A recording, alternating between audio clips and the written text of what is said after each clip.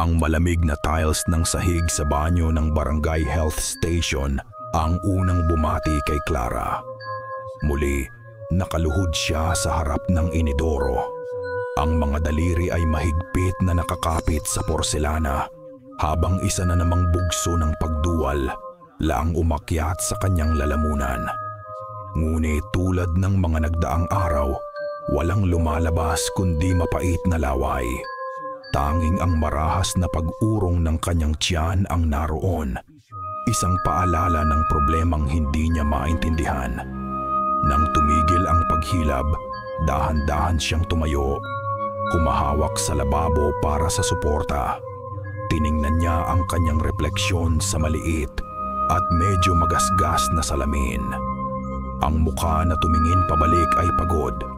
May maitim na bilog sa ilalim ng kanyang mga mata na hindi kayang itago ng kahit anong concealer. Bilang isang nurse, sanay siyang makakita ng mga sintomas, mag-diagnose ng mga karaniwang sakit. Pero ang sarili niyang katawan ay naging isang palaisipan na hindi niya kayang lutasin. Ang kanyang uniforme ay masikip sa baywang, hindi dahil sa tumaba siya, kundi dahil ang kanyang tiyan ay umbok na parang isang babaeng nagdadalang tao ng 4 na buwan. Ngunit imposible iyon. 3 pregnancy test na ang ginawa niya at lahat ay negatibo. 3 buwan na rin siyang hindi dinadatnan ng kanyang buwan ng dalaw, isang katahimikan mula sa kanyang katawan na mas nakakabahala kaysa sa kahit anong sakit. Ang sabi ng doktor pagkatapos ng huling check-up niya, baka stress lang daw o hormonal imbalance. Binigyan siya ng reseta, ngunit wala itong naitulong. Habang pinupunasan niya ang kanyang bibig, narinig niya ito, isang kaluskos, mahina pero malinaw na tila nagmumula sa loob mismo ng kanyang tiyan. Ang tunog ay kakaiba, parang tuyong dahon na dahan-dahang kinukusot. Napahawak siya sa kanyang tiyan. Ang kanyang mga mata ay nanlalaki sa salamin. Nawala ang tunog. Baka guni-guni lang, sabi niya sa sarili. Epekto ng pagod at pagkabalisa. Clara, ayos ka lang ba riyan? Ang boses ay mula sa labas ng pinto. Si Sofia, ang kanyang matalik na kaibigan mula pagkabata. Inayos ni Clara ang kanyang uniforme at binuksan ang pinto. Oo, ayos lang. Nahilo lang ako saglit. Pagsisinungaling niya, kasabay ng isang pilit na ngiti. Ang mukha ni Sofia ay puno ng pag-aalala. Inabot nito ang isang maliit na paper bag. Nag-aalala ako sa iyo. Dinalhan kita ng paborito mong pan de coco. Salamat, Sof. Hindi mo naman kailangang mag-abala. Pumasok sila sa maliit na opisina ni Clara. Umupo si Sofia sa silyang pangbisita habang si Clara ay naupo sa kanyang mesa. Pinipilit na huwag isipin ang kakaibang kaluskos na narinig kanina. 3 buwan na, Clara. Malumanay na sabi ni Sofia. Ang kanyang mga mata ay nakatutok sa umbok na tiyan ng kaibigan. At walang makitang mali ang mga doktor. Hindi ka ba nag-iisip na baka hindi ito pangkaraniwang sakit? Napabuntong hininga si Clara. Alam na niya kung saan patungo ang usapang ito. Sofia, napag-usapan na natin to. Nurse ako. Naniniwala ako sa siyensya. Pero paano kung may mga bagay na hindi kayang ipaliwanag ng siyensya? Giit ni Sofia, lumapit ng kaunti. Alam mo, si Lola Andeng sa kabilang baryo, sabi nila, may mga sakit daw na di nakikita sa ospital. Baka, alam mo na, may nagpagawa sa'yo. Agad na umiling si Clara, isang pamilyar na inis ang gumapang sa kanya.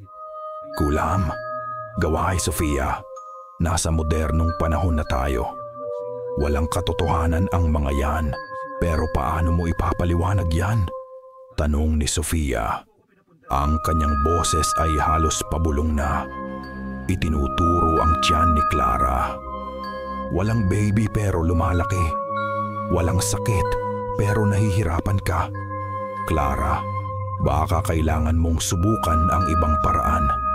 May kilala raw silang isang albularyo, malapit lang sa lumang kapilya. Si Elias Almeda. Ang pangalan ay nag-iwan ng kakaibang pakiramdam kay Clara. Hindi, ayoko. Nakita ni Sofia ang determinasyon sa mukha ng kaibigan, kaya't hindi na ito nagpumilit pa. Nagpalit sila ng usapan. Ngunit ang mungkahi ay nanatili sa hangin, mabigat at hindi mapakali. Nang maggagabi, isang pamilyar na busina ang narinig ni Clara sa labas ng health station. Si Samuel. Ang pagdating niya ay parang sikat ng araw pagkatapos ng isang madilim na ulap. Lumabas si Clara at nakita ang makintab na itim na sedan nito. Si Samuel mismo ay nakatayo sa labas, nakasandal sa pinto ng kotse, nakangiti. Siya ang definisyon ng tagumpay. Isang binatang negosyante mula sa Maynila na umuwi sa kanilang probinsya at nahulog ang loob kay Clara. Mukhang pagod ang anghel ko, bati ni Samuel. Hinalikan siya sa noo. Agad na gumaan ang pakiramdam ni Clara. Sa piling ni Samuel, ang mga takot at kabaliwan ng Stan Monica ay tila nawawala. Medyo lang, sagot niya. Huwag kang mag-alala, sabi ni Samuel. Pinagbuksan siya ng pinto. Nakausap ko na ang tito ko. Nakakuha na siya ng appointment para sa'yo sa isa sa mga pinakamagaling na espesyalista sa St. Luke's sa susunod na linggo. Malalaman din natin kung ano yan. At pagkatapos, aalis na tayo sa bayang ito. Ang pangako ng Maynila, ng mga totoong doktor, at ng isang buhay kasama si Samuel ay sapat na para burahin ang mga anino ng araw na iyon. Pumasok siya sa kotse. Ang bango ng leather at ng mamahaling pabango ni Samuel ay pumuno sa kanyang mga baga. Ito ang katotohanan. Ito ang solusyon. Hindi ang mga albularyo at kwentong bayan na ibinubulong ni Sofia. Habang paalis sila, nahagip ng tingin ni Clara ang health station na unti-unting lumiliit sa side mirror at kasama nito ang kanyang mga takot. Ngunit ang mga takot ay may sariling paraan ng pagbabalik kapag nag-iisa ka na sa dilim. Nang gabing iyon, habang nakahiga si Clara sa kanyang kama, ang katahimikan ng kanyang silid ay nakakabingi. Sinubukan niyang matulog, hawak ang pag-asa na dala ni Samuel. Ngunit gising na gising ang kanyang diwa. At sa katahimikang iyon, bumalik ang tunog, ang kaluskos. Hindi na ito mahina. Mas malakas na ngayon, mas malinaw. Parang may isang bagay na gawa sa pinatuyong papel ang gumagalaw sa loob ng kanyang sinapupunan. Napabangon siya, ang puso niya ay dumadagundong sa kanyang dibdib. Pinakiramdaman niya ang katahimikan. Nagdarasal na sana'y imahinasyon niya lang iyon. Ngunit naroon pa rin. Patuloy. Kaluskos. Kaluskos. Dahan-dahan. Nanginginig. Ipinatong niya ang kanyang mga palad sa kanyang umbok na tiyan. Inaasahan na maramdaman ang kung anuman ang gumagawa ng ingay na iyon. At doon, sa ilalim ng kanyang mga daliri, naramdaman niya ito. Hindi ito isang sipa na parang sa isang sanggol. Hindi ito isang paghilab. Ito ay isang pag-usad. Isang bagay na malamig at makinis, dahan-dahang gumagapang sa ilalim ng kanyang balat. Mula sa kaliwa, papunta sa kanan. Isang mabagal at sinasadyang kilusan na nagpatayo sa lahat ng buhok sa kanyang batok at nag-iwan ng isang tahimik na sigaw sa kanyang lalamunan.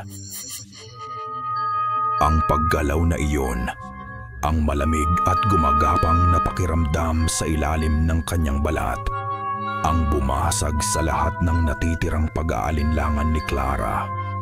Hindi iyon stress, hindi iyon hormonal imbalance, at tiyak na hindi iyon guni-guni lamang. Ang takot na dulot nito ay mas malakas kaysa sa kanyang paniniwala sa siyensya. Bago pa man sumikat ang araw, hawak na niya ang kanyang telepono. "Sofia, sasaman na ako," pabulong niyang sabi nang sagutin ang tawag. Ang kanyang boses ay basag dahil sa kawalan ng tulog. "Dalhin mo ako sa sinasabi mong albularyo." Isang oras ang lumipas at nasa lumang kotse na sila ni Sofia. Binabagtas ang baku-bakong daan papalayo sa sentro ng Stan Monica. Ang klinikang sinasabi ni Sofia ay nakatayo sa isang nakahiwalay na lugar, malapit sa isang halos abandonado ng kapilya na natatabunan na ng mga baging. Ang bahay mismo ay gawa sa luma at maitim na kahoy, napapaligiran ng malalaking puno ng akasya na tila mga higanteng nagbabantay.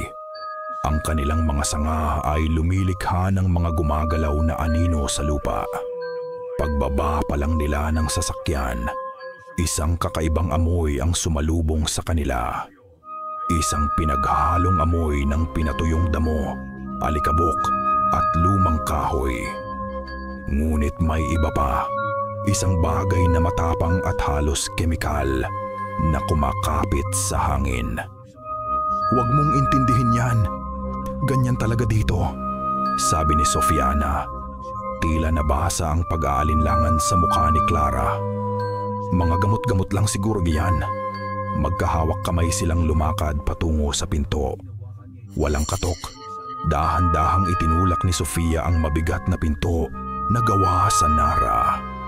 Isang mahinang langit-ngit ang tunog na nilikha nito habang bumubukas, nagbubunyag ng isang madilim na sala. Ang loob ng bahay ay mas nakakapanindig balahibo kaysa sa labas. Ang liwanag mula sa bintana na may mga kapis shell ay limitado.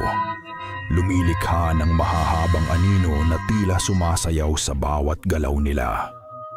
Nakasabit sa mga dingding ang mga pinatuyong halaman, mga anting-anting na gawa sa buto at kahoy, at mga garapon na naglalaman ng maitim na likido at mga bagay na hindi makilala ni Clara. Sa isang sulok ay may isang maliit na altar na may mga imahen na kupas na at natatakpan ng alikabok. Ang pakiramdam ay tila pumasok sila sa isang lugar na kinalimutan na ng panahon. Bigla, may naamoy si Clara. Isang pamilyar na amoy pero hindi dapat naroon. Amoy ng sinusunog na dahon ng sampagwita, matapang at malagkit sa hangin, kahit na walang apoy o usok na makita. Ang amoy na iyon ay karaniwang ginagamit sa mga ritual at pagtawag ng espiritu. "May tao ba rito?" Mahinang tanong ni Sofia sa kadiliman. Walang sumagot. Ang tanging naririnig ay ang kanilang sariling paghinga. At mula sa isang saradong silid sa kanilang kanan, isang tunog ang bumasag sa katahimikan.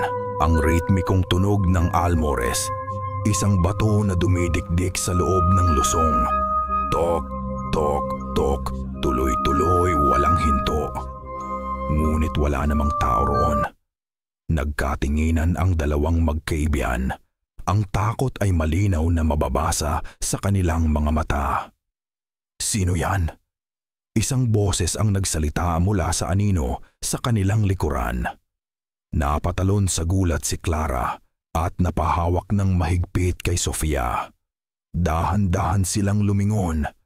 Doon, nakatayo sa may pintuan ng isa pang silid, ay isang lalaki.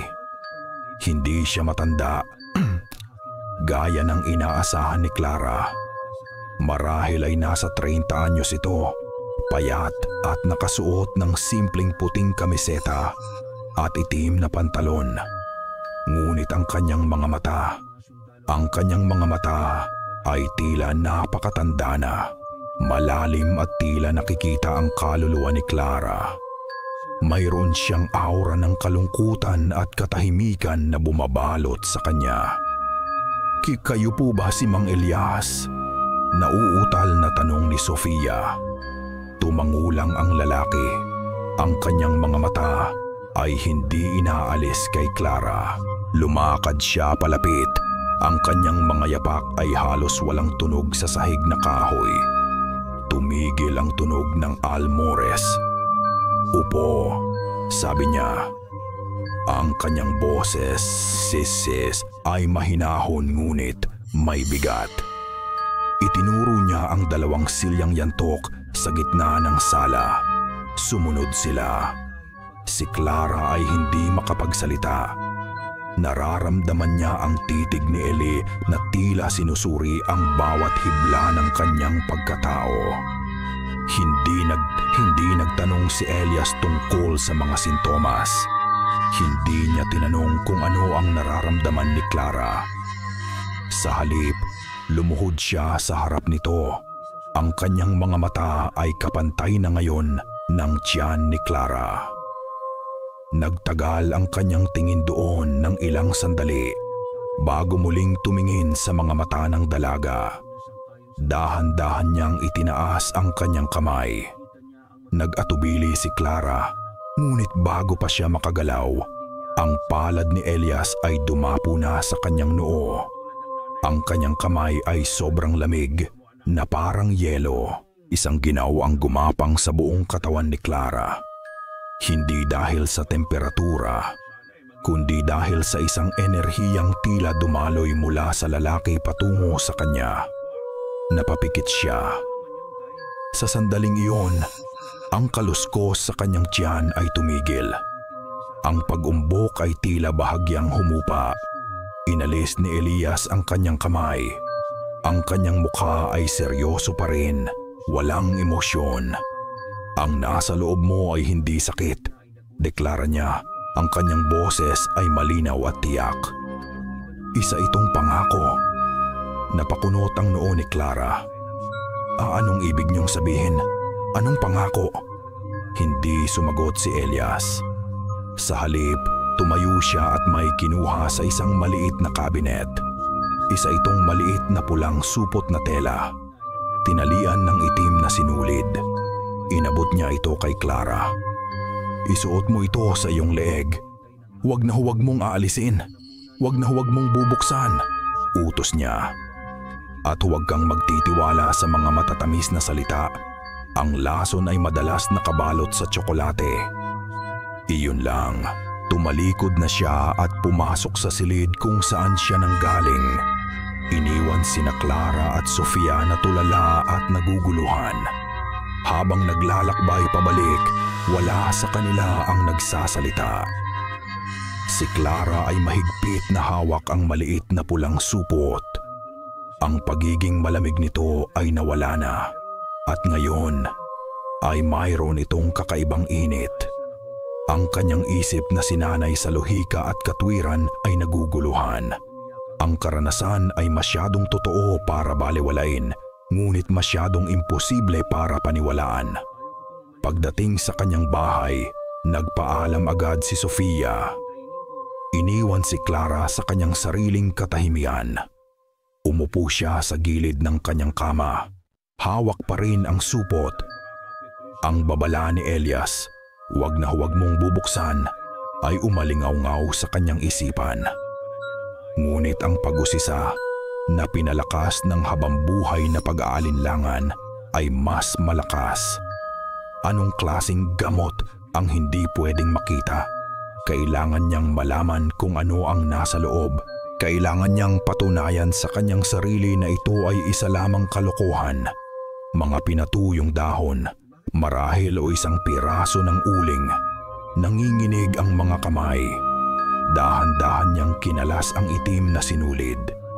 Unti-unti niyang ibinuka ang bibig ng supot at ibinuhos ang laman nito sa kanyang palad. Hindi ito dahon, hindi ito uling.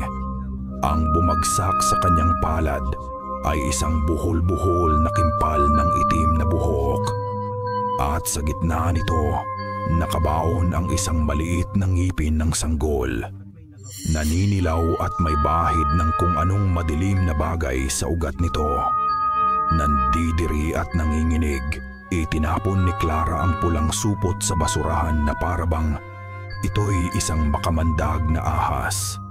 Ang imahe ng buhok at ng naninilaw na ngipin ay nakatatak sa kanyang isipan. Paulit-ulit niyang kinuskos ang kanyang mga kamay sa ilalim ng gripo. Pilit na inaalis ang pakiramdam ng maruming bagay na iyon. Ngunit ang pandidiri ay mas malalim pa sa kanyang balat. Ito'y nasa kanyang alaala na. Kinabukasan, sa beranda ng kanyang bahay, ikinuwento niya ang lahat kina Samuel at Sofia. Ang boses niya ay halong galit at takot. Isang demonyo ang Elias na yon, bulalas ni Sofia. Ang kanyang mga mata ay nanlalaki sa pagkukunwaring gulat. Sinasabi ko na nga ba, Clara? Hindi siya isang albularyo, isa siyang mangkukulam. Ginagawan kanya ng masama. Hinawakan ni Samuel ang mga kamay ni Clara. Ang kanyang paghawak ay mahigpit at nagbibigay katiyakan. Isang manloloko, yun ang tingin ko sa kanya. Sabi ni Samuel, ang kanyang boses ay kalmado at makatwiran. Isang matatag na pader laban sa gulat ni Sofia. Ginagamit niya ang takot mo para pagkakitaan ka. Ang mga bagay na yan, ang buhok, ang ngipin, mga props lang yan para takutin ka, para pabalikin ka sa kanya at maniwala sa mga kasinungalingan niya. Ang lohikal na paliwanag ni Samuel ay parang malamig na tubig sa nag-aapoy na takot ni Clara. Iyon nga siguro, isang masamang biro, isang paraan ng panloloko. Ito ang mas madaling paniwalaan kaysa sa ideya na may isang bagay na hindi maipaliwanag na nangyayari sa kanya. Tama si Samuel, Clara. Dagdag ni Sofia. Huwag mo nang isipin yon. Ang mahalaga ay ang appointment mo sa Maynila. Doon, totoong doktor ang titingin sa'yo. Ngunit ang pag-asang iyon ay agad na naglaho. Tumingin si Samuel sa langit. Ang kaninang asul na kulay ay unti-unti nang tinatakpan ng makapal at kulay abong mga ulap. Masamang balita, sabi niya, na may halong pagkadismaya. Katatawag lang ng kapitan ng barangay. May paparating na malakas na bagyo. Signal number 3 daw. Kinansela lahat ng biyahe ng bus pa Maynila. Ang balita ay parang isang suntok sa sikmura ni Clara. Pakiramdam niya ay isa siyang bilanggo at ang mga pader ng kanyang selda ay ang buong bayan ng Stan Monica. Muli siyang naiwan dito, kasama ang kanyang hindi maipaliwanag na karamdaman at ang alaala ng isang malamig na kamay at isang supot na puno ng kababalaghan. Gabi na nang humampas ang unang bugso ng malakas na hangin at uulan. Sa kabila ng masamang panahon dumating si Samuel. Dala ang init at liwanag sa madilim na gabi ni Clara. Niyaya niya itong maglakad saglit sa labas, sa ilalim ng isang malaking payong. "Saan tayo pupunta?" tanong ni Clara. Ang tunog ng hangin ay halos lumalamon sa kanyang boses. "Doon lang," sagot ni Samuel. Itinuturo ang isang dambuhalang puno ng balete sa dulo ng kanilang kalsada. Ang mga sanga nito ay sumasayaw na parang mga galit na ahas sa lakas ng hangin. Sa kultura ng kanilang bayan, ang mga puno ng balete ay tinitirhan ng mga engkanto at maligno. Ngunit sa piling ni Samuel, pakiramdam ni Clara ay ligtas siya. Pagdating nila sa ilalim ng malawak na puno na nagsisilbing kanlungan mula sa pinakamatinding ulan, biglang binitawan ni Samuel ang payong. Hinawakan niya ang dalawang kamay ni Clara. Ang hangin ay humahampas sa kanilang paligid Ngunit sa mata ni Samuel, nakakita si Clara ng kakaibang katahimikan. Clara, simula niya, ang kanyang boses ay seryoso. Alam kong natatakot ka. Alam kong naguguluhan ka sa lahat ng nangyayari. Pero gusto kong malaman mo na nandito lang ako. Hindi kita pababayaan. May kinuha siya mula sa kanyang bulsa. Isang maliit na kahon. Nang buksan niya ito, isang simpleng singsing na may maliit na diamante ang kumislap sa ilalim ng ilaw ng poste sa di kalayuan. Hindi ko hahayaang saktan ka ng kahit sino o ng kahit anong bagay. Patuloy ni Samuel.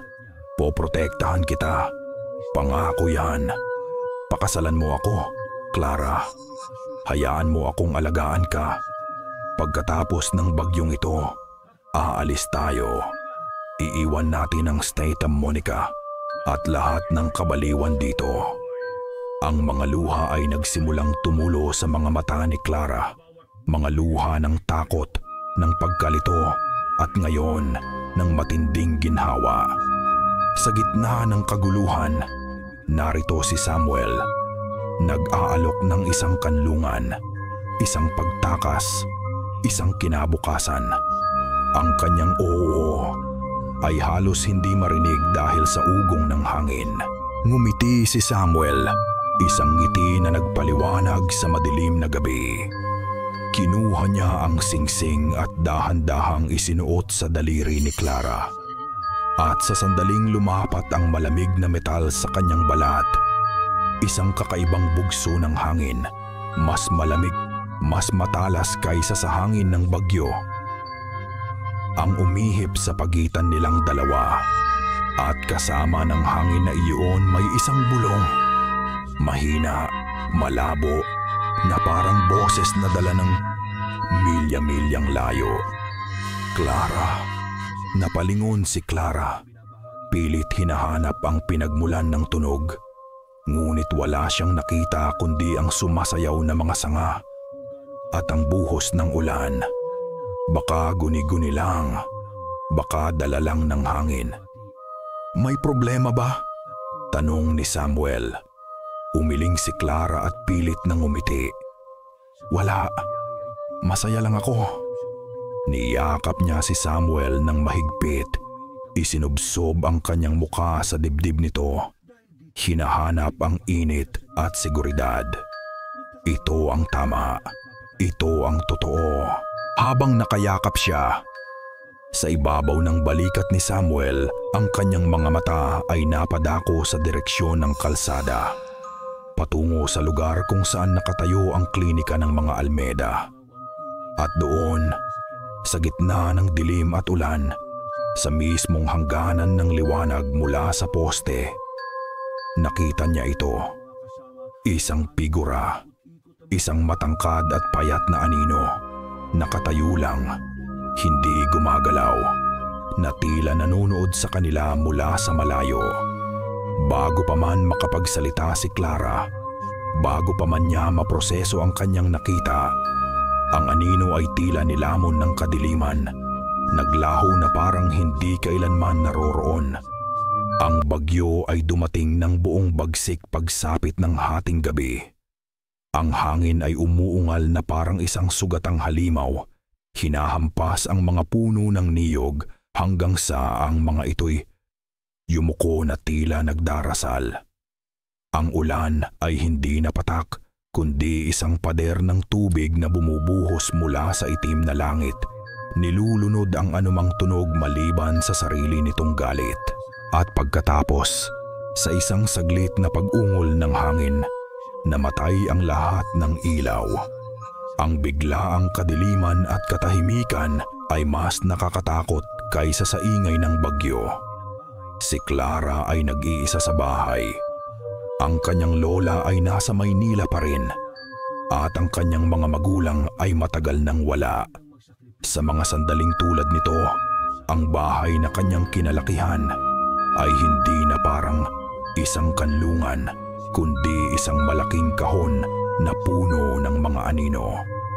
Nanginginig ang mga kamay. Kinapa niya ang kandila at posporo na palagi niyang inihanda sa tabi ng kanyang kama. Ang maliit na ningas ay sumayaw-sayaw, lumilikha ng mga gumagalaw na anino na mas malaki at mas nakakatakot kaysa sa mga bagay na lumilikha sa kanila. Ang kanyang silid ay naging isang entablado para sa isang dula ng katatakutan. Sinubukan niyang isipin si Samuel. Ang kanyang ngiti, ang kanyang mga pangako. Hawak niya ang singsing sa kanyang daliri. Isang malamig at matigas na paalala ng isang ligtas na hinaharap, ngunit ang hinaharap ay tila napakalayo. Ang mahalaga ay ang kasalukuyan, ang gabi, ang bagyo, at ang pag-iisa. Narinig niya ang unang kalmot. Mahina lang ito, halos hindi marinig sa gitna ng ugong ng hangin. Binaliwala niya ito. Marahil ay isang sangalang ng puno ng mangga na humahampas sa bintana ng kanyang silid. Ngunit pagkatapos ng ilang segundo, narinig niya itong muli. Kas-kas. Hindi ito ang tunog ng sanga na dala ng hangin. Iba ito. Ito ay may ritmo, may intensyon. Kas-kas, kas-kas, kas. Paulit-ulit. Mula sa parehong lugar, ang tunog ng mga kuko na dahan-dahang kinukuskos sa salamin ng kanyang bintana. Nanlamig ang kanyang mga kamay at paa. Dahan-dahan siyang tumayo, hawak ang kandila. Ang tinunaw na wax ay tumutulo sa kanyang mga daliri. Lumakad siya patungo sa bintana. Bawat hakbang ay mabigat. Pinilit niyang tingnan sa salamin. Ngunit ang nakikita niya lang ay ang sarili niyang refleksyon. Isang babaeng may malalaking mata dahil sa takot. Ang mukha ay naliligo sa nanginginig na liwanag ng kandila. Sinubukan niyang tawagan si Samuel. Kinuha niya ang kanyang telepono mula sa bedside table. Ang kanyang mga daliri ay nahihirapang pindutin ang screen. Ngunit gaya ng kanyang inaasahan, walang signal. Ang tore ng komunikasyon sa kanilang bayan ay palaging ang unang bumibigay sa tuwing may malakas na bagyo. Naputol ang kanyang koneksyon sa labas ng mundo. Siya ay tuluyan ng nakakulong. Kahak-angas. Mas malakas ngayon, mas marahas, napasigaw si Clara at nabitawan ang telepono. Bumagsak ito sa sahig na may kasamang malakas na kalabog.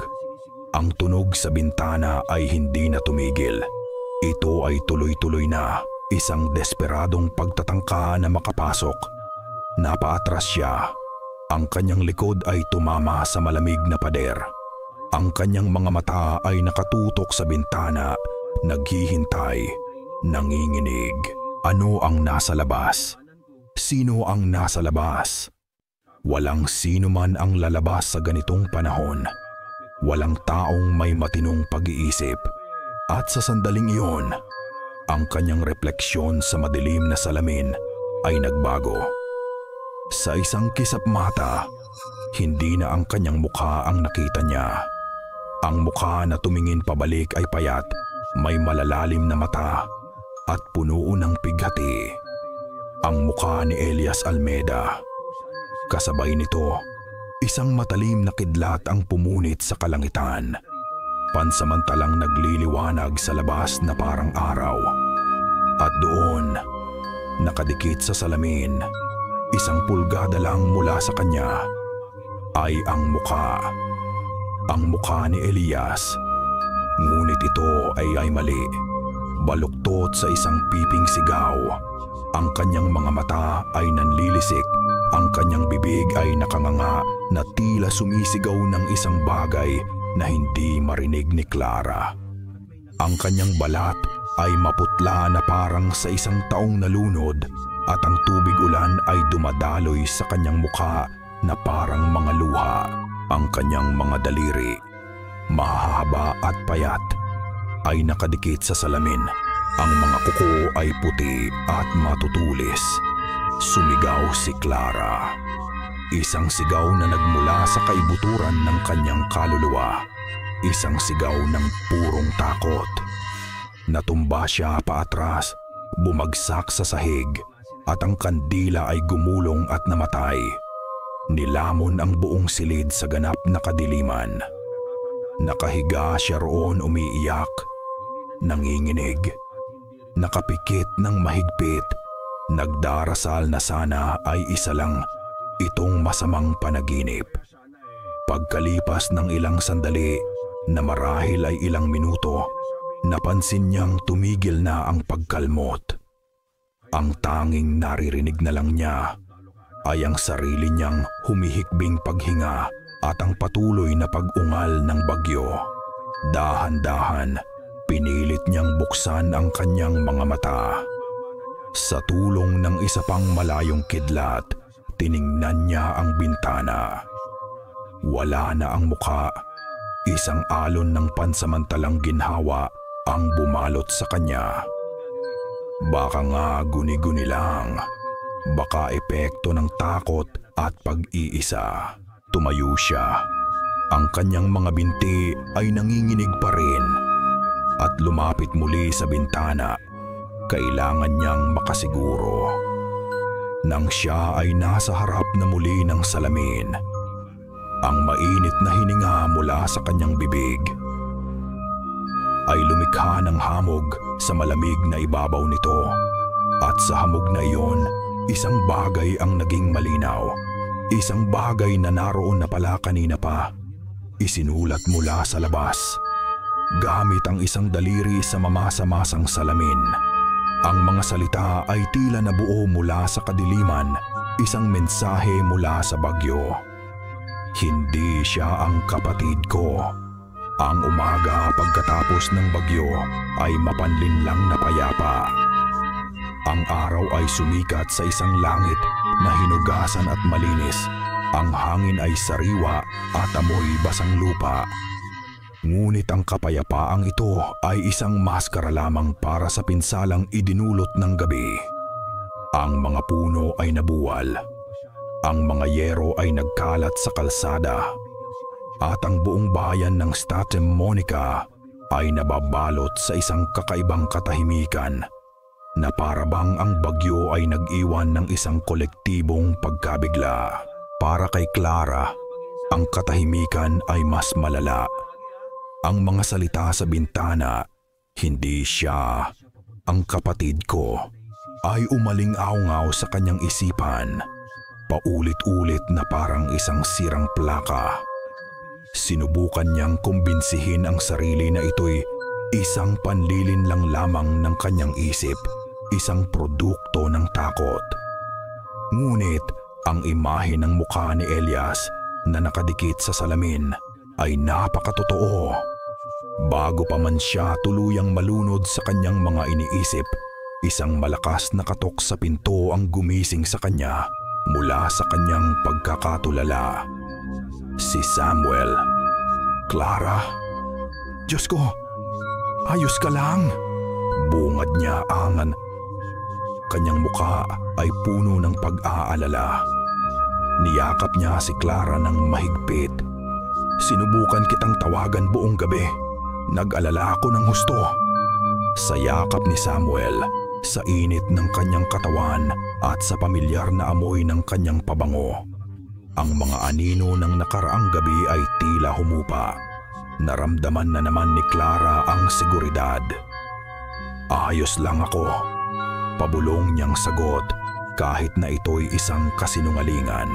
Pumasok sila at agad na napansin ni Samuel ang kaguluhan sa loob ng bahay.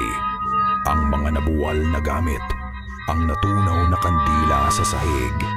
Ikinuwento ni Clara ang lahat. Maliban sa mensahe sa bintana, paano niya sasabihin iyon?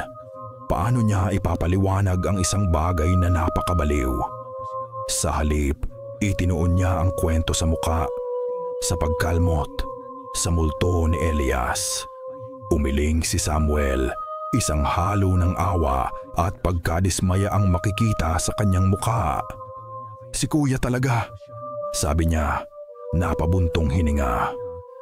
"Clara, pakinggan mo ako." Inupo niya si Clara sa sofa at hinawakan ang kanyang mga kamay. "Si Elias ang kakambal ko, ang kuya ko. Mahal na mahal ko siya pero may problema siya. Noon pa man, iba siya sa lahat.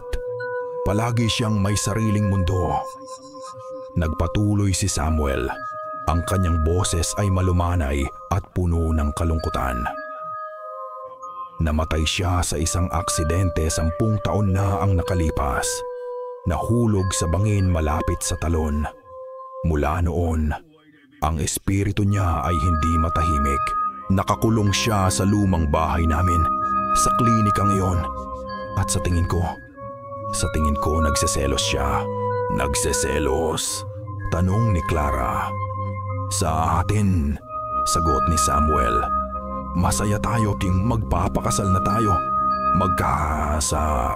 Magkakaroon tayo ng buhay na hindi niya kailanman naranasan at hindi niya matanggap iyon. Kaya kanya tinatakot. Gusto niyang sirain kung anong meron tayo." Ang paliwanag ay pumasok sa isip ni Clara na parang isang perpektong piraso ng puzzle. Ito ay lohikal. Ito ay makatwiran. Ang isang nagseselos na kaluluwa. Isang naghihiganting multo. Mas madaling tanggapin ito kaysa sa isang misteryosong mensahe na walang saysay. Tumango siya, nais maniwala sa bawat salita ni Samuel. Upang pagaanin ang kanyang loob, naglabas si Samuel ng isang maliit na portable speaker mula sa kanyang bag. "Kailangan mong mag-relax," sabi niya. Ngumiti. Kinonekta niya ang kanyang telepono at ilang sandali pa, isang pamilyar na himig ng classical music, isang nocturne ni Chopin, ang pumuno sa silid. Ang musika ay kalmado at maganda. Isang lunas sa mga sugat na iniwan ng bagyo. Dinalhan siya ni Samuel ng mainit na pagkain na dala nito at pinakain siya. Sa bawat subo, sa bawat nota ng musika, unti-unting bumabalik ang normalidad. Ang takot ay napapalitan ng pag-asa. Si Samuel ang kanyang angkla, ang kanyang tagapagligtas. Ngunit sa gitna ng pangalawang piyesa, isang bagay ang nangyari. Biglang pumalya ang musika. Isang matinis na tunog ng static ang pumalit, na parang isang istasyon ng radyo na wala sa tono. "Anong nangyari?" tanong ni Clara. "Baka sa signal lang," sabi ni Samuel. Kinukuha ang telepono para ayusin ito. Ngunit bago pa niya ito magawa, mula sa static, isang boses ang lumabas. Hindi ito kanta. Hindi ito anunsyo sa radyo. Ito ay isang bulong, mahina, garalgal at puno ng desperasyon. "Huwag maniwala." Napatigil silang dalawa, nakikinig. Ang boses ay tila nagmumula sa napakalayo, nalulunod sa ingay ng static. "Sinungaling siya, huwag." At tulad ng biglaang paglitaw nito, bigla rin itong nawala. Bumalik ang himig ng piano na para bang walang nangyari. Nagkatinginan sila ni Samuel. "Narinig mo yon?" tanong ni Clara. Ang kanyang puso ay nagsimulang tumibok ng mabilis. Kumunot ang noo ni Samuel na para bang naguguluhan. "Ang alin? Ang static? Ganyan talaga dito sa probinsya. Mahina ang signal ng Bluetooth." Inalog niya ang telepono. "Ayan, okay na." Hindi na nagpumilit si Clara. Baka nga guni-guni lang ulit. Baka pagod lang talaga siya. Niyakap siya ni Samuel mula sa likuran. Ipinatong ang kanyang baba sa balikat ni Clara habang nagpapatuloy ang musika. "Huwag mo nang isipin yon, mahal ko. Nandito ako. Ligtas ka." Naramdaman ni Clara ang pag-angat ng kanyang kamay patungo sa kanyang leeg. Ang kanyang mga daliri ay dahan-dahang hinaplos ang balat kung saan dapat nakasabit ang pulang supot na ibinigay ni Elias. Ngunit wala na iyon. Ang tanging naroon ay ang init ng yakap ni Samuel. Habang nakayakap siya, ang mga mata ni Clara ay napadako sa pulso ni Samuel na nakapatong sa kanyang balikat. At doon, nakita niya ito. Isang bagay na maliit at halos hindi kapansin-pansin. Ngunit para kay Clara, ito'y kasing liwanag ng kidlat. Isang pulseras na yari sa pinilipit na pulang sinulid. Napatigil ang kanyang paghinga. Ang disenyo, ang kulay, ang paraan ng pagkakabuhol. Uya kaming pahong. Ito ay eksaktong katulad ng sinulid na nakatali sa mga anting-anting at mga damo na nakasabit sa dingding ng klinika ni Elias. Ang pulseras. Ang maliit na pulang pulseras sa pulso ni Samuel ay hindi maalis sa isip ni Clara. Ito ay isang maliit na detalye, isang bagay na madaling palampasin. Ngunit para sa kanya, ito ay naging isang tinik na bumaon ng malalim. Sinubukan niyang kumbinsihin ang sarili na nagkataon lang ito. Maraming nagbebenta ng pulang pulseras sa bayan.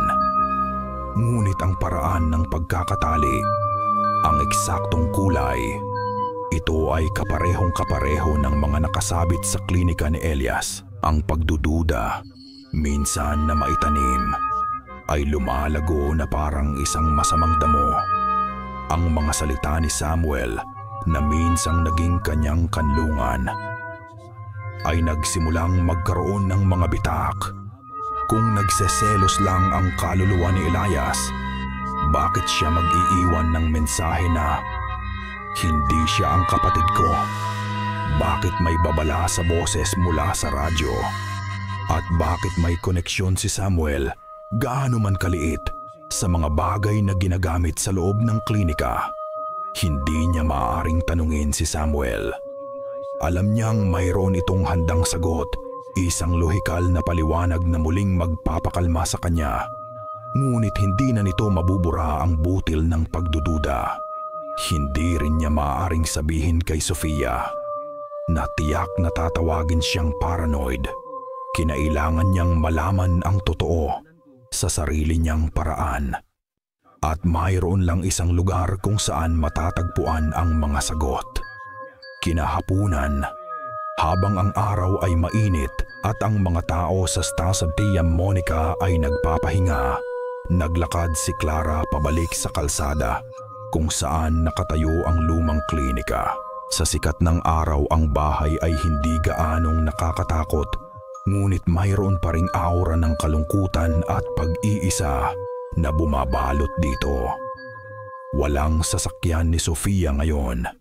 Walang sino mang gagabay sa kanya. Siya lang mag-isa. Sinubukan niya ang pangunahing pinto, nakakandado. Umikot siya sa likuran kung saan ang mga bintana ay mas mababa at natatakpan ng gumagapang na halaman. Maingat, itinulak niya ang isang bintanang kapis na medyo sira na ang kawit. Sa isang mahinang kalansing, bumukas ito. Walang pag-aalinlangan. Umakyat siya at pumasok sa loob. Ang amoy sa loob ay pareho pa rin. Isang pinaghalong alikabok, pinatuyong damo, at isang bagay na hindi niya mapangalanan. Parang hangin mula sa isang libingan. Ang katahimikan ay mabigat. Sinimulan niya ang kanyang paghahanap, hindi sigurado kung ano ang kanyang hinahanap. Isang liham, isang litrato, anumang bagay na mag-uugnay sa dalawang magkapatid sa paraang hindi niya pa naiintindihan.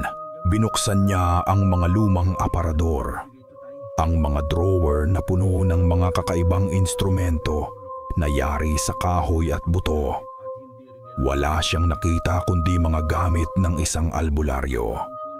Nang buksan niya ang isang maliit na baul sa paanan ng isang lumang kama, ang tanging laman nito ay mga lumang damit na maayos na nakatupi. Nang malapit na siyang sumuko, napansin niya ang isang bagay sa ilalim ng kama. Isang makapal at luma na kwaderno na balot sa itim na katad. Ang mga pahina nito ay naninilaw na at ang mga gilid ay gasgas na sa katagalan. Kinuha niya ito at umupo sa sahig, hinipan ang makapal na alikabok sa pabalat. Nang buksan niya ito, nakita niyang isa itong talaan. Nakasulat sa maganda ngunit halos hindi na mabasang sulat kamay ang mga pangalan ng mga pasyente, ang kanilang mga sakit at ang mga halamang gamot na ibinigay bilang lunas. Ang mga petsa ay mula pa sa 10, 15 pa sa 10, 15 taon na ang nakalipit. Ito ang kwaderno ng manggagamot.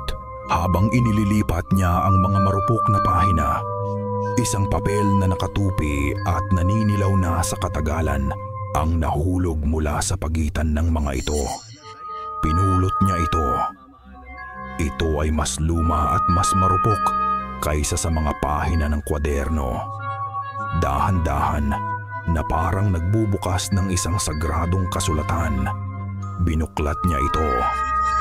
Ang kanyang mga mata ay nanlaki, ang kanyang paghinga ay napatigil.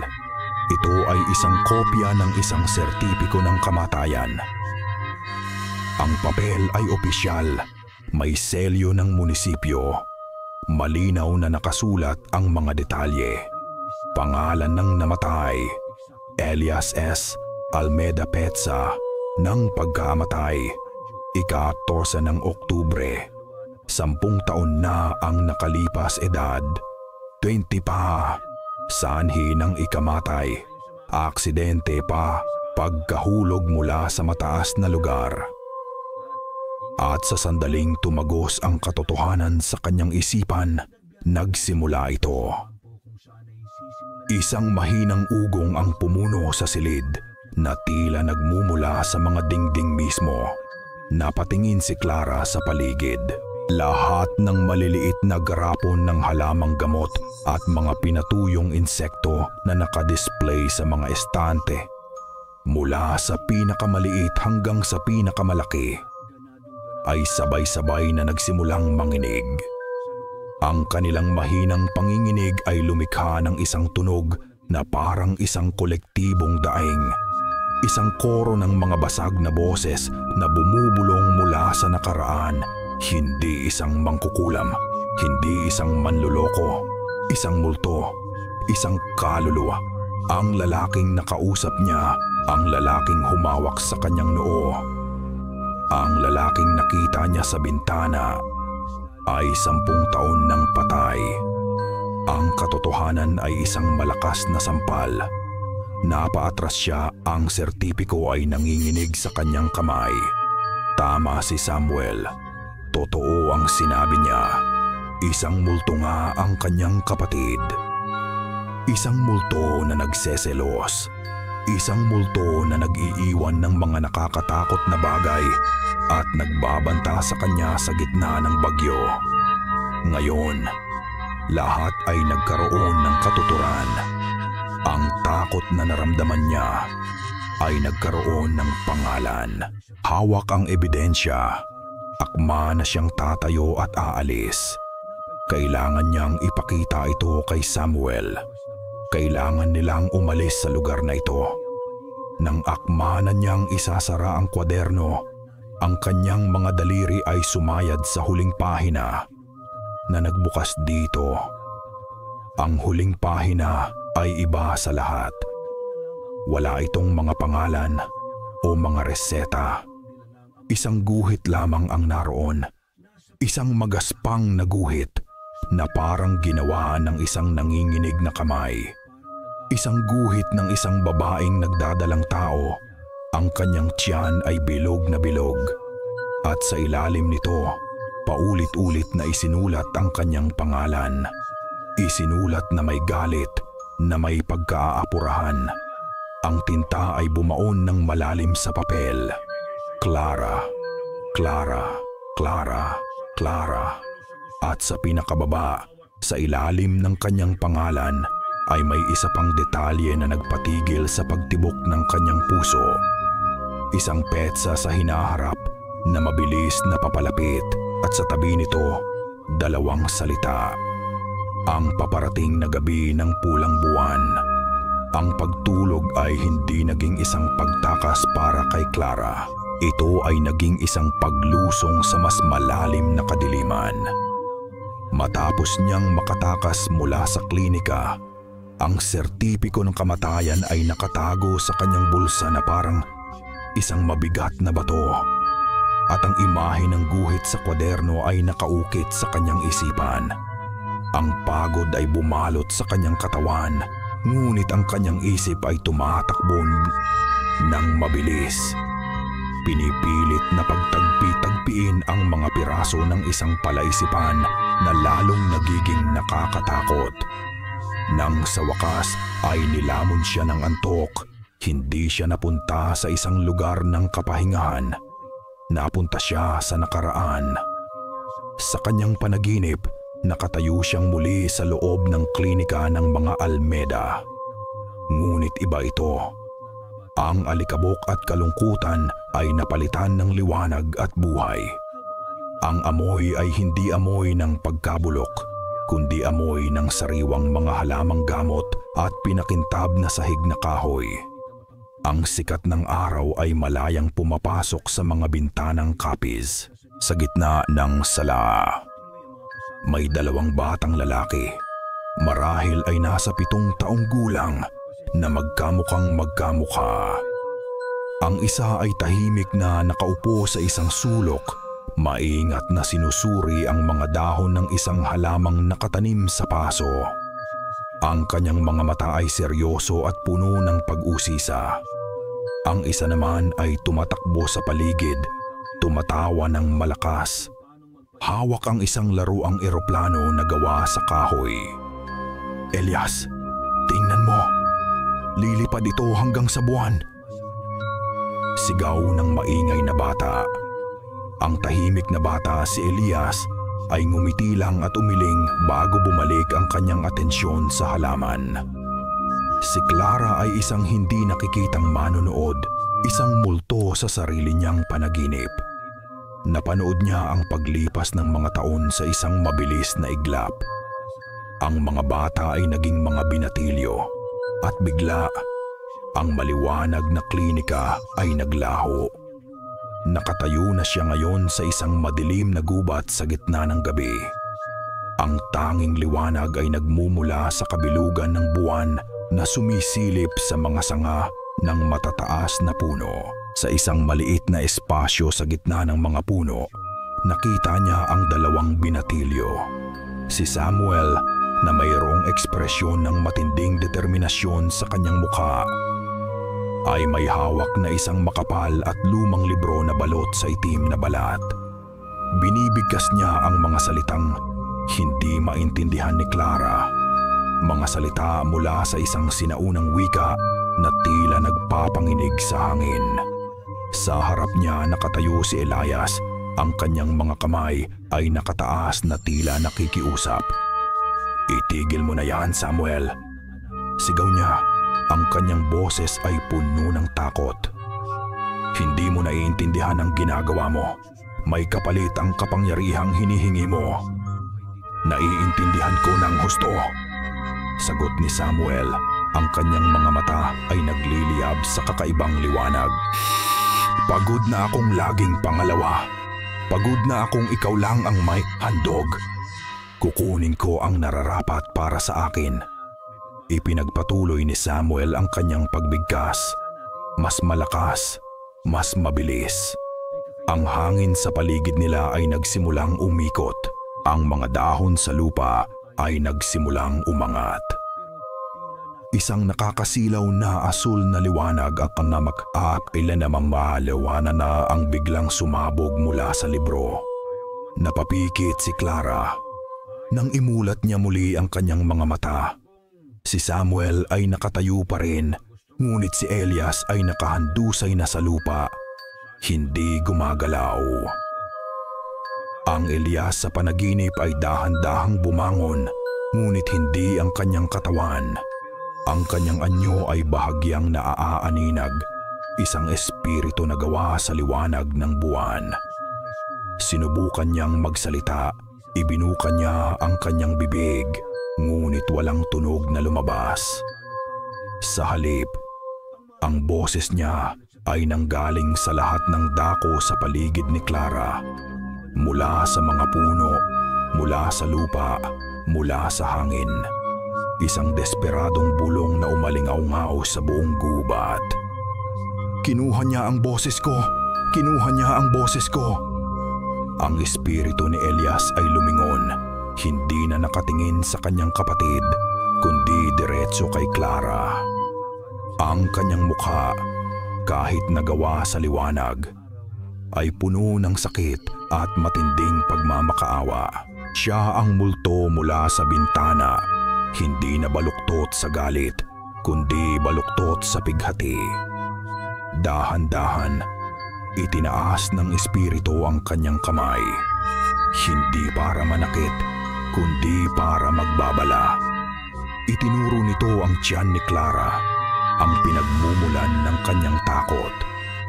At sa wakas, nagsalita ito, hindi sa pamamagitan ng bulong, kundi sa isang sigaw na yumanig sa buong panaginip. Isang sigaw na tumagos sa kaluluwa ni Clara. Hindi iyan sa'yo, sa kanya yan. Isang matinding kirot na parang isang mainit na patalim ang biglang tumusok sa tiyan ni Clara. Nagising siya ng may kasamang malakas na pagsinghap, napabangon sa kanyang kama. Ang kanyang katawan ay basang-basa ng pawis. Ang kanyang mga kamay ay agad na napahawak sa kanyang tiyan, kung saan ang sakit ay totoo at matalas. Sa ilalim ng kanyang palad, naramdaman niya ang isang malakas at marahas na paggalaw, isang pag-ikot na puno ng galit, na parabang ang bagay sa loob niya ay nagising din dahil sa sigaw sa kanyang panaginip. Ang sakit sa tiyan ni Clara ay dahan-dahang humupa, ngunit napalitan ito ng isang mas malalim na uri ng sakit. Ang sakit ng pagkalito. Ang panaginip ay napakalinaw, napakatotoo, na parang hindi isang panaginip kundi isang nasaksihang alaala.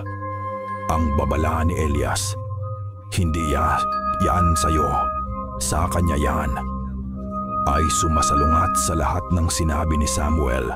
Sino ang nagsasabi ng totoo?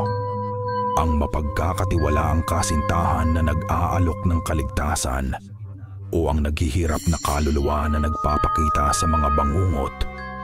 Nalilito at desperado, ginawa ni Clara ang palagi niyang ginagawa kapag ang mundo niya ay gumuho. Tinawagan niya si Sofia. Pagkalipas ng kalahating oras, si Sofia ay nasa sala na ni Clara. Hawak ang isang mainit na tasa ng tisa para sa kaibigan.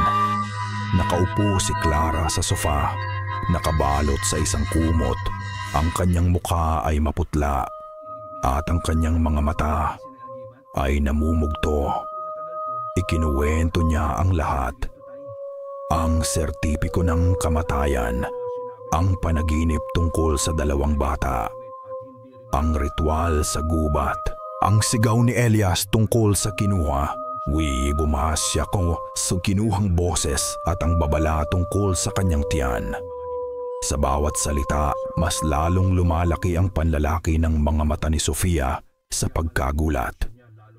Clara, nakikinig ka ba sa sarili mo? Sabi ni Sofia nang matapos si Clara. Ang kanyang boses ay nanginginig. Inilapag niya ang tasa at hinawakan ang mga balikat ng kaibigan. Ito na nga ang sinasabi ko.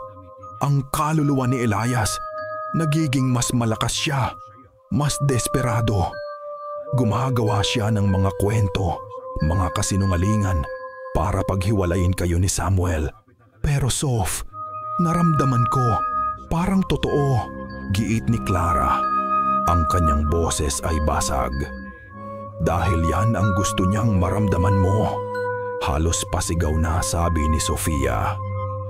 Ginugulo niya ang isip mo. Clara, tingnan mo ako. Si Samuel ay nag-aalala sa'yo. Mahal ka niya. Ang multong iyon, gusto kanyang kunin para sa sarili niya. Kailangan mong umalis dito. Kailangan mong sumama kay Samuel ngayon din. Ang lohika ni Sofia ay tila isang matibay na pader. Pinipigilan ang pagragasa ng mga hindi kapanipaniwalang alaala mula sa panaginip. Marahil ay tama si Sofia. Marahil ay ito lang talaga ang tanging paraan ng isang galit na espiritu para manakit. Ang sirain ang tiwala. Hindi ko na alam, Sof, sabi ni Clara.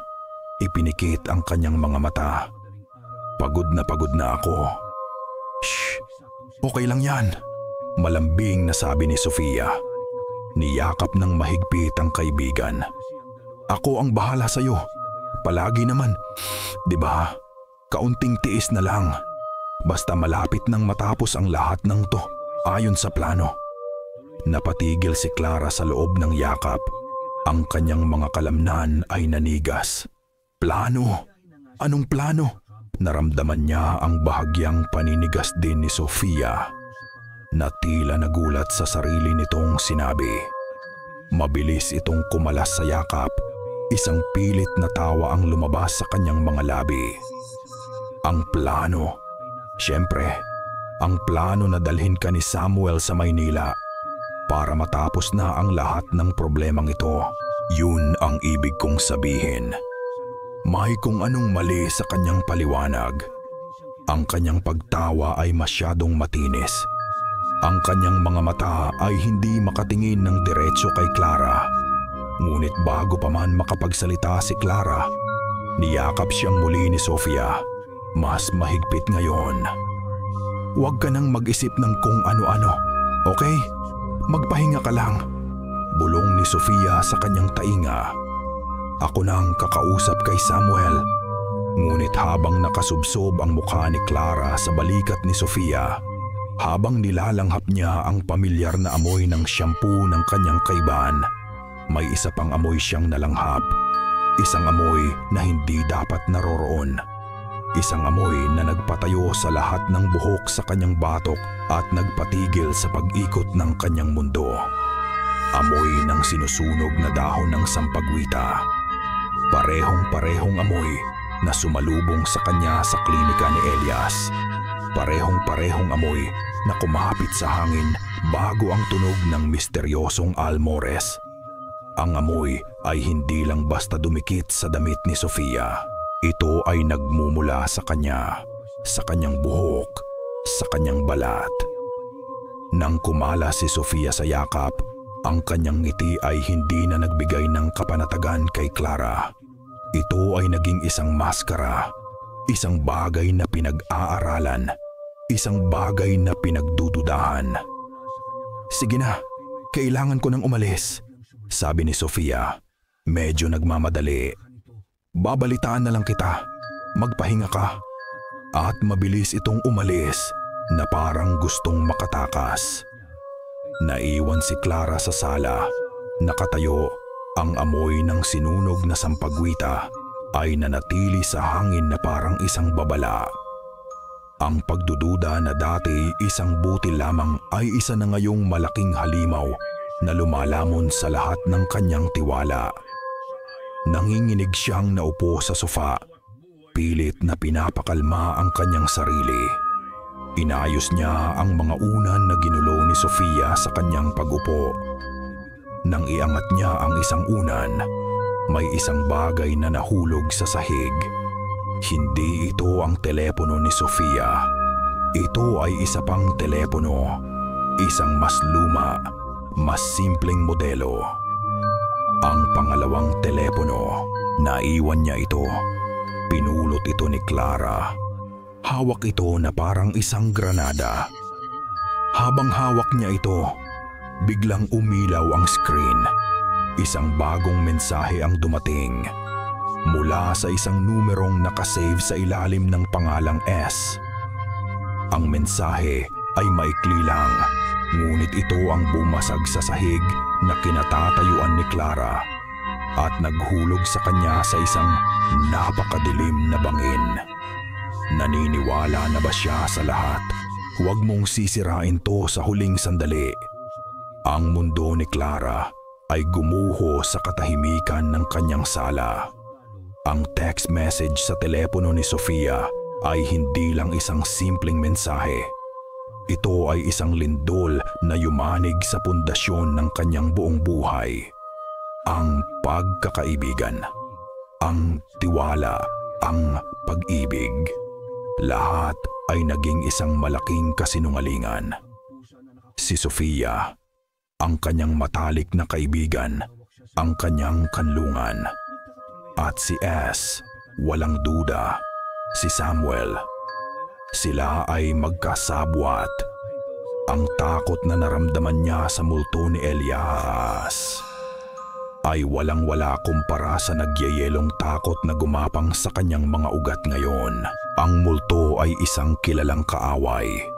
Ngunit ang mga taong pinagkakatiwalaan mo, ang mga taong pinapasok mo sa iyong tahanan at sa iyong puso, kapag sila ang naging kaaway, saan ka tatakbo? Ang sakit at pagkalito ay napalitan ng isang malamig at matalas na determinasyon. Kailangan niyang malaman ang lahat. Hindi na siya nag-isip pa. Bitbit ang pangalawang telepono ni Sofia. Lumabas siya ng bahay. Hindi na nag-abalang mag-lock ng pinto. Naglakad siya ng mabilis, halos tumakbo sa mga pamilyar na kalye ng Stan Monica na ngayon ay tila dayuhan at puno ng panganib.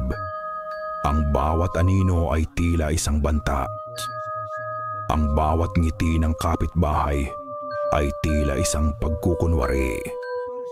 Ang bahay ni Sofia ay hindi kalayuan. Isang maliit at maayos na bahay na may hardin ng mga rosas sa harap. Ngunit ang alam ni Clara, may isang lugar doon na palaging bawal.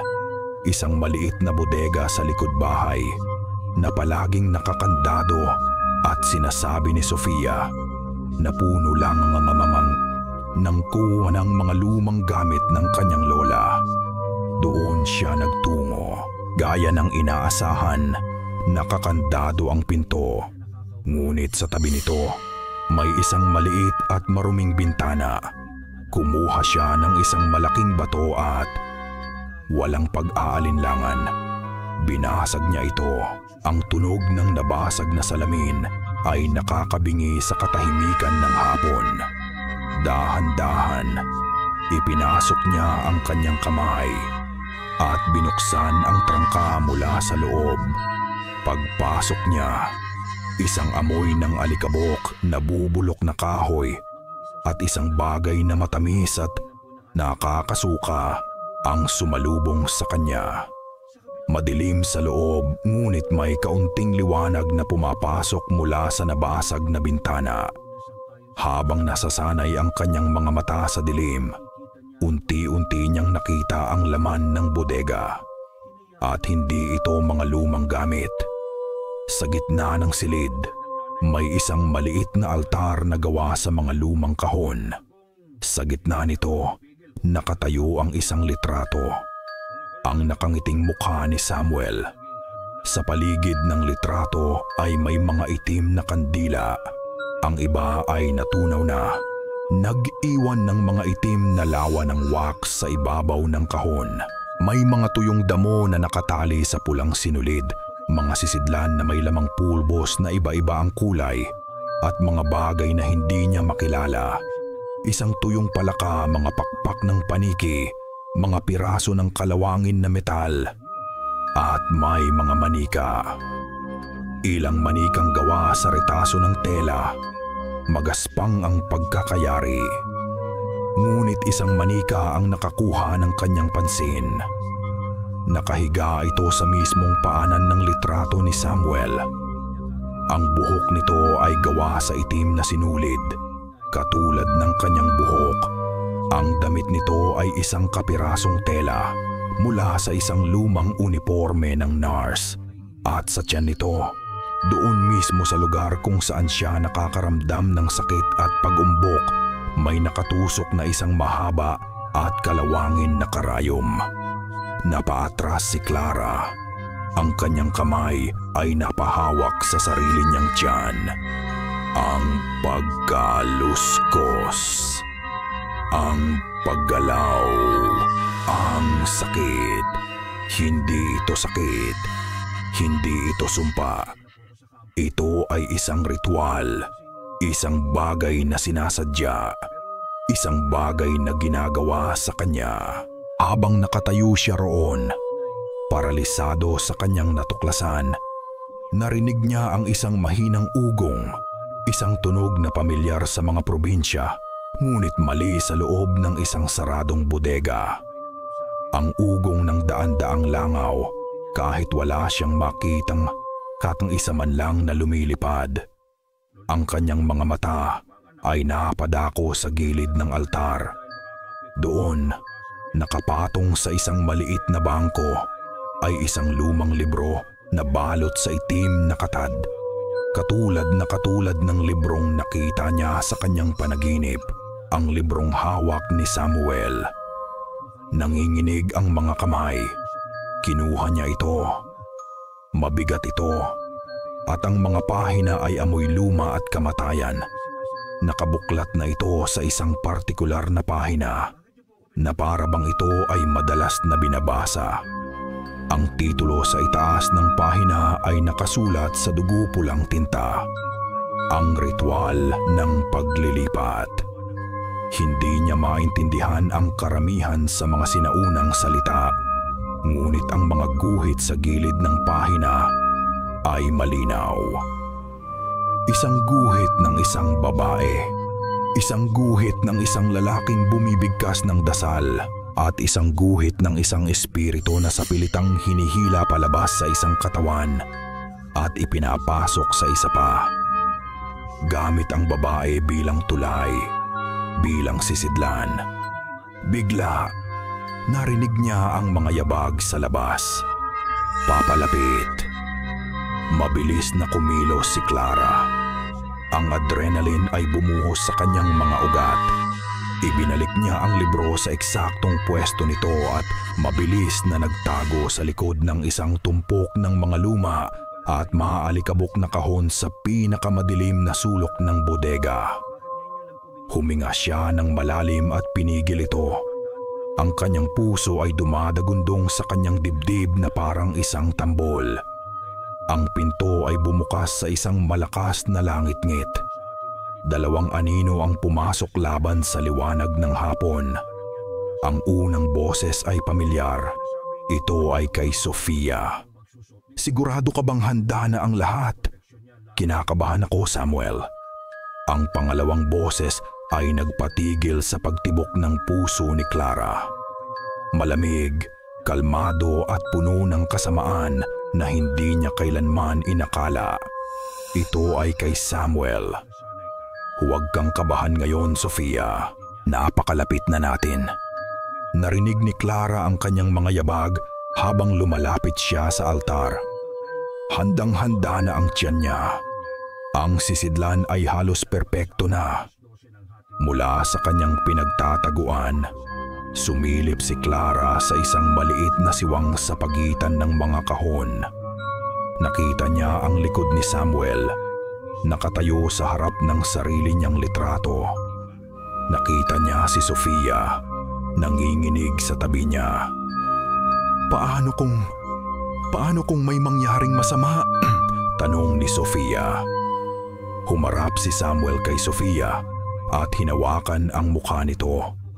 Ngunit ang kanyang hawak ay hindi malambing. Ito ay may diin. Makinig ka, sabi niya. Ang kanyang boses ay isang mapanganib na bulong. Ginawa mo ang iyong bahagi. Inilapit mo siya sa akin. Ipinainom mo sa kanya ang mga gayuma. Ngayon, hayaan mong tapusin ko ito. Natahimik si Sofia. Nagpatuloy si Samuel. Isang nakakatakot na ngiti ang gumuhit sa kanyang mga labi. Habang nakatingin sa kanyang litrato sa altar, sa gabi ng pulang buwan bukas, ang kapangyarihan ni Kuya ay magiging akin ng tuluyan. At ikaw, lumingon siya kay Sofia. Makukuha mo ang lahat ng ipinangako ko sa iyo. Ang bawat pagtibok ng puso ni Clara ay isang malakas na kalabog sa kanyang mga tainga. Ang hangin sa kanyang baga ay tila naipit. Ang 2 taong pinagkatiwalaan niya ng buong buhay niya, ang kanyang matalik na kaibigan at ang lalaking kanyang minamahal, ay mga halimaw na nakasuot ng pamilyar na balat. Kailangan niyang makatakas. Habang ang dalawa ay nakatalikod, abala sa kanilang altar ng kasamaan, nakita ni Clara ang kanyang pagkakataon. Ang nabasag na bintana. Ito lang ang kanyang tanging daan palabas. Dahan-dahan na parang isang anino. Gumapang siya mula sa likod ng mga kahon. Bawat galaw ay kinakalkula. Ang bawat paghinga ay pinipigilan. Ang sahig na lupa ay naging kanyang kakampi. Nilalamon ang anumang tunog na maaaring malikha ng kanyang mga paa. Narating niya ang pader sa ilalim ng bintana. Isang huling sulyap sa dalawa. Nakikipagtalo pa rin sila ng pabulong. Ito na. Sa isang mabilis na kilos, itinukod niya ang kanyang mga kamay sa dingding at sinubukang iakyat ang kanyang sarili. Ngunit bago pa man niya maabot ang butas, isang bakal na pagkakahawak ang humablot sa kanyang bukong-bukong. At saan ka pupunta, mahal ko? Ang boses ni Samuel ay nasa likod na niya. Malamig at walang anumang bakas ng pagmamahal na minsan niyang ipinakita. Sinipa siya ni Clara, isang desperadong pagtatangka. Ngunit ang hawak ni Samuel ay masyadong mahigpit. Hinila siya nito palayo sa bintana na parang isang basahan. At bumagsak siya sa gitna ng bodega. Bago pa siya makabangon, si Sofia ay naroon na. Tinutulungan si Samuel na itali ang kanyang mga kamay at paa gamit ang isang magaspang na lubid. Bakit, Sofia? Humihikbing tanong ni Clara. Hindi sa sakit ng lubid, kundi sa sakit ng kataksilan. Magkaibigan tayo. Hindi makatingin si Sofia sa kanya. Ang kanyang mga mata ay nakatutok sa lupa habang hinihigpitan ang buhol. Papasensya na, Clara. Huwag kang humingi ng tawad sa kanya, utos ni Samuel. Tinitigan niya si Clara mula sa itaas. Ang kanyang anino ay bumabalot sa kanya. Hindi niya maiintindihan. Nang siya ay naitali na ng mahigpit, umupo si Samuel sa isang lumang bangko sa harap niya na parang isang hari sa kanyang trono. Si Sofia ay nakatayo sa likod niya, nanginginig. Ang galing mo, alam mo ba yon? Simula ni Samuel, pumapalakpak ng dahan-dahan. Muntik mo na akong mapaniwala, ang nag-aalalang kasintahan. Pero palagi kong alam na mas matalino si Kuya Elias. Hindi siya ang kapatid mo, mariing sabi ni Clara. Ang mga salita mula sa bintana ay naging kanyang sandata.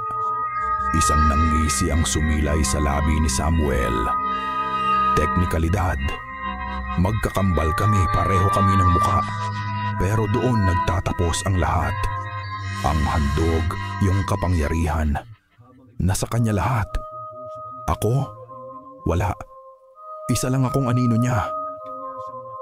Itinuro niya ang libro sa altar hanggang sa natagpuan ko ang aklat na iyon. Isang paraan para kunin ang nararapat para sa akin. Pinatay mo siya, akusa ni Clara. Isang aksidente, mabilis na sagot ni Samuel. Masyadong malakas ang ritual, masyadong mahina ang kanyang katawan. Namatay siya, oo. At ang kapangyarihan niya, ang kaluluwa niya, ay nakukulong sa lumang bahay na iyon. Mahina. Halos walang magawa, maliban sa magbulong sa mga panaginip at magsulat sa mga bintana. Dito na pumasok ang buong katotohanan. Mas masakit at mas masahol pa sa kanyang inaakala. Ang kaluluwa niya ay hindi sapat, patuloy ni Samuel, na parabang nagpapaliwanag ng isang simpleng aralin. Kailangan ko ng isang sisidlan, isang pugad, isang sinapupunan na mag-aalaga at magpapalaki sa isang piraso ng kanyang enerhiya hanggang sa ito ay maging sapat na malakas para sa huling ritual. At doon ka pumasok, Clara. Napatingin si Clara sa kanyang tiyan. Ang paggumbok, ang paggalaw. Hindi ito isang sumpa. Ito ay isang inaalagaan. Si Sofia, sa kanyang walang hanggang pagkakaibigan, ay tapat na inihahalo ang mga tamang gayuma sa iyong tiya at pagkain sa loob ng maraming buwan. Sabi ni Samuel na may kasamang panunuya. Dahan-dahan, ginawa naming perpektong sisidlan ang iyong katawan. Ang pandidiri ay bumaha sa buong pagkatao ni Clara. Mas malakas kaysa sa takot. Siya ay isang laboratorio, isang babuyan. Upang patunayan ang kanyang punto, tumayo si Samuel at nagsimulang sumipol. Isang maikli, simpleng himig na may 7 nota lamang. At sa sandaling iyon, naramdaman ni Clara ang isang marahas na pagpilipit sa loob ng kanyang sinapupunan. Isang masakit at nakakasulasok na pag-ikot na parang isang ahas na nagising. Ito ay gumalaw ayon sa himig. Isang perpektong pagsunod sa tawag ng kanyang amo. Napasigaw si Clara. Hindi dahil sa sakit, kundi dahil sa matinding paglabag sa kanyang pagkatao. Ang bagay sa loob niya, ang bagay na inakala niyang isang sakit, ay sumasagot kay Samuel. Ito ay sa kanya. Tumigil sa pagsipol si Samuel. Ang kanyang muka ay puno ng kasiyahan sa kanyang kapangyarihan. Kita mo, handa na ang lahat. Nawalan na ng lakas si Clara. Ang pag-asa ay ganap ng naglaho, nakulong, ginagamit. Ang kanyang katawan ay hindi na sa kanya. Ito ang kahulugan ng lubos na kawalan ng pag-asa. Lumapit si Sofia. Ang kanyang mukha ay nababalutan ng isang kakaibang halo ng awa at katatagan. Yumuko siya. Ang kanyang mukha ay ilang pulgada na lang mula kay Clara. Huwag kang mag-alala, bulong ni Sofia. At sa unang pagkakataon, isang tunay, malamig na ngiti ang lumitaw sa kanyang mga labi. Ang utang na loob ng pamilya mo sa pamilya ko, bukas ng gabi, babayaran mo ng buo, gamit ang buhay mo. Ang buong araw ay isang mahabang bangungot para kay Clara. Ikinulong siya sa madilim at maalinsangang bodega. Ang tanging kasama niya ay ang tunog ng mga daga sa dingding at ang paminsan-minsang paggalaw ng bagay sa loob ng kanyang tiyan. Ang pag-asa ay isang malayong bituin na matagal nang namatay. Ang tanging natitira ay ang nagbabantang pangako ng papalapit na gabi. Pagsapit ng dilim, bumukas ang pinto. Si Samuel at Sofia ang pumasok. Ang kanilang mga mukha ay seryoso at hindi mabasa sa ilalim ng liwanag ng isang gasera. Walang salita. Kinalagan nila ang kanyang mga paa at sa pilitang pinatayo. Ang kanyang mga kamay ay nanatiling nakatali sa likod. Oras na, sabi lang ni Samuel. Dinala nila siya palabas sa ilalim ng isang kalangitan na may kakaibang kulay. Ang buwan ay nagsisimula palang sumikat, ngunit hindi ito ang karaniwang puti o dilaw na buwan. Ito ay may malabong kulay pula na parabang ito'y nagdurugo, nagbibigay ng isang nakakatakot na liwanag sa buong kapaligiran. Dinala nila siya hindi sa isang malayong lugar, kundi sa isang pamilyar na lokasyon na ngayon ay nababalot sa kasamaan. Ang paanan ng dambuhalang puno ng balete kung saan siya inalok ni Samuel ng kasal. Ang lugar ng isang pangako ng pag-ibig ay naging lugar ng isang ritual ng kamatayan. Sa ilalim ng puno, may isang bilog na iginuhit sa lupa gamit ang puting pulbos. Sa gitna nito, nakatayo si Samuel, hawak ang itim na libro. Si Sofia ay nasa gilid, nag-aayos ng mga itim na kandila sa paligid ng bilog. Ang hangin ay hindi gumagalaw, na parabang ang buong kalikasan ay nagpipigil ng hininga. Itinulak nila si Clara sa loob ng bilog, sa tapat mismo ni Samuel. Ang kanyang mga tuhod ay bumigay at napaluhod siya sa lupa. Itinaas ni Samuel ang libro. Ang pulang liwanag mula sa buwan ay tumama sa mga sinaunang simbolo sa pabalat nito na nagpakinang sa mga ito. Nagsimula siyang bumigkas. Ang mga salita ay hindi pamilyar, ngunit ang kapangyarihan sa likod ng mga ito ay halos pisikal. Naramdaman ni Clara ang pag-vibrate ng hangin. Narinig niya ang mahinang ugong na nagmumula sa lupa. Ang bagay sa loob ng kanyang tiyan ay nagsimulang maging aktibo. Hindi na ito gumagalaw, kundi pumipintig na parang isang pangalawang puso na handa ng sumabog. Habang nagpapatuloy ang pagbigkas ni Samuel, naglaro sa isipan ni Clara ang lahat ng piraso ng palaisipan. Ang panaginip, ang kwaderno, ang mga babala. Kinuha niya ang boses ko. Ang ritual ay may kapalit. Isang alaala mula sa kwaderno ni Elias ang biglang lumitaw sa kanyang isipan. Hindi isang guhit, kundi isang maikling tala sa gilid ng isang pahina na isinulat sa ibang tinta na parabang isang huling minutong dagdag. Isang babala tungkol sa isang ritual ng pagprotekta. Hindi niya ito maintindihan noon. Ngunit ngayon, habang naririnig niya ang mga salita mula sa bibig ni Samuel, ang ilan sa mga salita mula sa kwaderno ay nagsimulang magkaroon ng saysay. Ito ay isang kontradasal. Ang sakit sa kanyang tiyan ay lalong tumitindi. Pakiramdam niya ay sasabog na siya. Ang enerhiya sa loob ng bilog ay nagiging mas siksik, mas mabigat. Kailangan niyang gumawa ng isang bagay. Hindi! Sigaw niya. Ang kanyang boses ay nanginginig, ngunit puno ng determinasyon. Tumingin si Samuel sa kanya. Isang nanggiti ng tagumpay ang nasa kanyang mga labi. Huli na, Clara. Hindi! Sigaw niyang muli. Ipinikit niya ang kanyang mga mata at sinubukan alalahanin ang mga salita mula sa kwaderno. Hindi niya alam kung tama ang kanyang pagbigkas o kung may epekto ba ito. Ngunit wala na siyang ibang pagpipilian. Gamit ang lahat ng natitirang lakas niya, sinigaw niya ang mga salitang naaalala niya. Spiritus qui non vocatur, audime, vinea tua non est hic, vinea tua, reverte. Espiritong hindi tinawag, pakinggan mo ako. Ang iyong pugad ay wala rito. Ang iyong pugad, bumalik ka.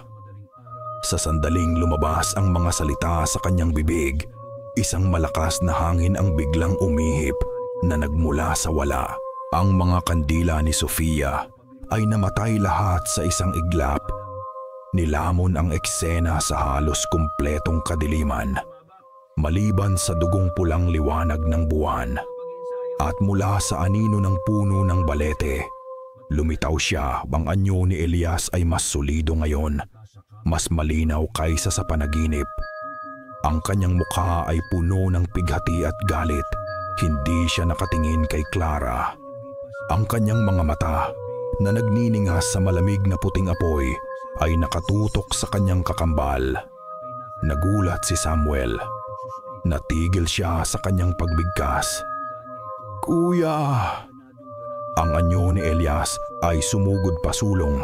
Hindi na ito isang mahinang aparisyon, kundi isang puwersa ng kalikasan. Hindi nito kayang hawakan si Samuel, ngunit ang malamig na enerhiya nito ay sapat na para itulak si Samuel paatras ng ilang hakbang. Sapat na para guluhin ang ritual. Nakita ni Sofia ang nangyayari at sa isang sigaw ng galit, kumuha siya ng isang maliit na patalim mula sa kanyang baywang at sumugod kay Clara. "Mamatay ka na." Pero handa na si Clara. Habang abala ang lahat, ginamit niya ang lahat ng kanyang lakas para kuskusin ang lubid sa isang matalas na bato sa lupa na kanina pa niya tinitingnan. Sa huling sandali, naputol ito. Malaya na ang kanyang mga kamay. Nang sumugod si Sofia, umilag si Clara. Kinuha niya ang isa sa mga manikang retaso mula sa lupa. Ang manikang may karayom sa tiyan at itinapon ito sa apoy ng gasera na nahulog kanina. Agad itong nagliyab. Isang nakakakilabot na sigaw ang lumabas kay Sofia. Bigla siyang napahawak sa kanyang tiyan kung saan nagliyab ang manika at bumagsak sa lupa, nagpagulong-gulong sa sakit. Ang sumpa ay bumalik sa gumawa nito. Tumingin si Clara kay Samuel. Ang dalawang magkapatid ay naglalaban. Isang laban ng liwanag at dilim, ng buhay at patay. Hawak ni Elias si Samuel sa isang yakap na yelo. Pinipigilan ito. Ngunit unti-unting nanunumbalik ang lakas ni Samuel. "Huli na, kuya!" Tumawa si Samuel, isang baliw na tawa. Nagumpisang umilaw ang isang patalim na seremonyal sa kanyang kamay. Isang masamang asul na liwanag ang bumabalot dito. "Hindi mo na ako mapipigilan." Itinaas niya ang patalim. Ang dulo nito ay nakaturo ng diretso sa puso ni Clara. Ang oras ay tila bumagal. Ang asul na liwanag mula sa patalim ni Samuel ay nakakasilaw. Isang bituin ng purong kasamaan na handang pumatay. Ang espiritu ni Elias ay nagpupumiglas, ngunit ang kapangyarihan ng ritual na halos kumpleto na ay nagpapahina sa kanya. Walang oras si Clara para tumakbo. Walang lugar para pagtaguan. Sa sandaling iyon ng tiyak na kamatayan, isang imahe ang sumilay sa kanyang isipan. Ang laman ng pulang supot na ibinigay sa kanya ni Elias. Ang buhol-buhol na buhok at ang naninilaw na ngipin ng sanggol. Naalala niya ang sinabi sa kanya ng kanyang lola noon. Ang isang piraso ng katawan, buhok, kuko, lalo na ang unang ngipin, ay nagtataglay ng isang piraso ng kaluluwa ng may-ari nito. Ang supot. Sa gulat at pandidiri, itinapon niya ito sa basurahan. Pero hindi niya ito itinapon sa labas. Ito'y nasa maliit na basurahan pa rin sa tabi ng kanyang kama. Isang desperadong pagsugal. Ang kanyang huling pag-asa. "Elias!" sigaw ni Clara. Hindi niya alam kung maririnig siya nito. "Yung ngipin! Ang unang ngipin mo!" Ang espiritu ni Elias ay lumingon sa kanya sa isang saglit. Ang kanyang mga mata ay nagpakita ng isang kislap ng pag-unawa. Habang itinaas ni Samuel ang patalim para sa huling saksak, mabilis na dinukot ni Clara ang isang bagay mula sa kanyang bulsa. Ito ay isang maliit at matigas na bagay. Nang itapon niya ang supot, ang laman nito ay kumalat sa loob ng basurahan. Bago siya dinala ni na Samuel sa isang iglap ng hindi maipaliwanag na kutob, dinampot niya ang ngipin at ibinulsa ito. "Para sa'yo to, kapatid," sigaw ni Samuel. "Hindi," sigaw ni Clara, at sa lahat ng kanyang lakas, ibinato niya ang maliit na ngipin ng sanggol. Hindi ito tumama sa balat ni Samuel. Tumama ito sa mismong patalim na kumikinang. Sa sandaling dumikit ang ngipin, ang isang piraso ng pisikal na katawan ni Elias sa patalim na puno ng ninakaw na enerhiya. Isang nakakabinging pagsabog ng liwanag at tunog ang yumanig sa buong lugar. Ang asul na liwanag ay naging isang dalisay at puting liwanag. Nabitawan ni Samuel ang patalim. Ang kanyang katawan ay nagsimulang mangisay ng marahas. Ang kanyang mga mata ay nanlaki sa takot at sakit. Anong ginawa mo?" hirap niyang sabi. Ang espiritu ni Elias ay hindi na nakikipagbuno sa kanya mula sa labas. Dahil sa ngipin na nagsilbing tulay, ang buong esensya ng kaluluwa ni Elias ay sapilitang pumasok sa katawan ng kanyang kakambal. Isang huling desperadong pagtatangka na bawiin ang ninakaw sa kanya. "Hindi! Labas! Labas sa katawan ko!" Sigaw ni Samuel, ngunit ang kanyang boses ay nagsimulang magbago. Naging dalawa. Ang katawan ni Samuel ay bumagsak sa lupa, nagpagulong-gulong, habang ang dalawang kaluluwa ay naglalaban para sa kontrol sa iisang sisidlan. Si Sofia, na nakahandusay pa rin sa malapit, ay sumisigaw habang ang apoy ng ritual ay dahan-dahang gumagapang sa kanyang damit. Ang masamang enerhiya na kanilang tinawag, ngayong wala ng tamang daluyan, ay bumabalik sa kanila. Nilalamon sila. Isang huling malakas na pagsabog ng puting liwanag ang pumutok mula sa katawan ni Samuel na nagpatilapon kay Clara paatras. Pagkatapos noon, katahimikan. Ang pulang buwan ay natatakpan na ng mga ulap. Ang hangin ay bumalik sa normal nitong ihip. Nang dahan-dahang bumangon si Clara, ang nakita niya ay parang isang eksena mula sa impyerno. Si Sofia ay hindi na gumagalaw. Isang nasunog na anino sa damuhan. At si Samuel, nakahandusay siya, ang kanyang mga mata ay bukas at walang buhay, nakatitig sa langit. Mula sa kanyang bibig, isang huling hininga ang lumabas. At kasabay nito, isang huling tunog. Hindi ito isang sigaw ng sakit. Ito ay dalawang boses na nagsanib sa isa. Ang dagundong ng pagkatalo ni Samuel at isang mahinang bulong ng kapayapaan mula kay Elias. Tapos na. At pagkatapos, ang katawan ay hindi na gumalaw. Ang dalawang magkapatid ay tuluyan ng nanahimik. Makalipas ang ilang linggo, ang bayan ng Santa Monica ay dahan-dahang bumabalik sa normal. Ang opisyal na kwento ay isang freak lightning strike.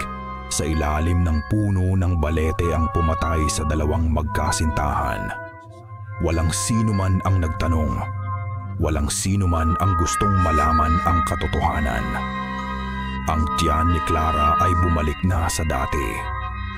Ang pagkaluskos, ang paggalaw, lahat ay nawala na parang isang masamang panaginip. Bago siya tuluyang umalis sa Santa Monica, may isang huling lugar siyang pinuntahan, ang lumang klinika ng mga Almeda. Nakatayo ito roon tahimik at walang laman. Ang amoy ng mga pinatuyong damo ay halos wala na, pinalitan ng amoy ng alikabok at paglimot. Ang mabigat na aura ng kalungkutan ay gumaan na. Hindi na siya pumasok. Sa halip, lumapit siya sa bintana kung saan niya unang nakita ang mukha ni Elias. Naglagay siya ng isang tangkay ng sariwang puting sampagwita sa pasimano.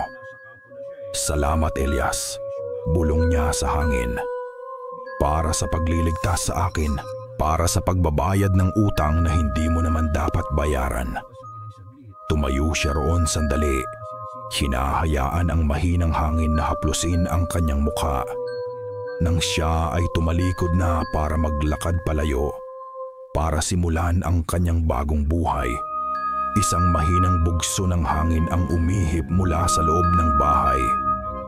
Dumaan sa mga siwang ng mga bintanang kapis. At kasama nito, isang huling bulong. Hindi na ito puno ng sakit o galit. Ito ay malinaw, payapa, at puno ng pasasalamat. Mabuhay ka. At dito nagtatapos ang kwento ng paglaya ni Clara. At ang huling handog na kapayapaan ni Elias. Mula sa kaibuturan ng aking puso, isang taos-pusong pasasalamat sa iyo. Salamat sa iyong paglalakbay, kasama ko sa bawat kabanata, sa bawat sandali ng takot, at sa bawat pintig ng puso sa loob ng salaysay na ito. Ang pagsulat ng kwentong ito ay isang paglalakbay din para sa akin. Isang paghakbang sa isang madilim na pasilyo. Isang paghahanap ng liwanag sa dulo. Sa aking isipan, sina Clara at Elias ay naging higit pa sa mga tauhan. Sila ay naging mga alaalang humihinga, mga tinig na naghahanap ng katarungan at katahimian. Naway baunin ninyo ang aral na natutunan ni Clara, na ang pinakakakilakilabot na halimaw ay hindi ang mga multong gumagala sa dilim, kundi ang kasamaang maaaring sumibol sa puso ng tao dahil sa inggit at pag-aasam. Ngunit higit sa lahat, naway manatili rin ang liwanag.